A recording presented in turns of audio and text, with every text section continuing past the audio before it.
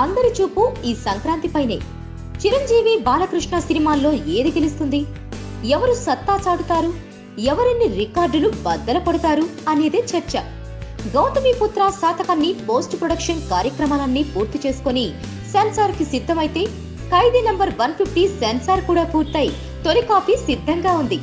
ఈ సినిమా నిడివి దాదాపు 2.5 గంటలుగా తేలింది. ఈ రోజుల్లో 2.5 గంటలంటే పెద్ద సినిమానే.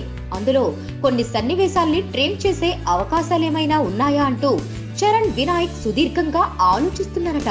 అయితే చిరంజీవి మాత్రం కటింగ్లొద్దు, ఎలా ఉందో అలానే రిలీజ్ చేయండి అంటూ స్ట్రాంగ్ గా చెప్పేశారట. చిరునే అలా అంటే చరణ్ కత్తెర పట్టే సాహసం ఎందుకు చేస్తాడు? ఖైదీ నంబర్ 150 ఫైనల్ అవుట్పుట్ విషయంలో చిరు ఫుల్ ఖుషీగా ఉన్నాడని, అనుకున్నది అనుకున్నట్లు తీసినందుకు వినాయక్ పై ప్రశంసల జల్లు కురిపించాడని ఇన్సైడ్ వర్గాల టాక్.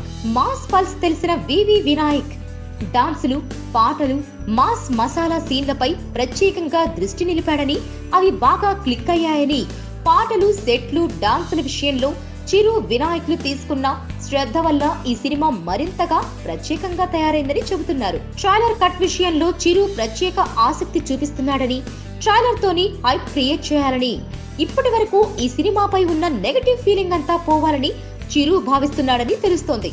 ఇప్పటికే ట్రైలర్ రెడీ అయిందని, చిరు కొన్ని మార్పులు చేర్పులు సూచించడంతో ట్రైలర్ ని మళ్లీ కొత్తగా కట్ చేయడం మొదలు పెట్టారని, ఈ నెల 7న గుంటూరులో జరిగే ప్రీ రిలీజ్ ఈవెంట్ లో ట్రైలర్ ని ప్రదర్శిస్తారని టాక్.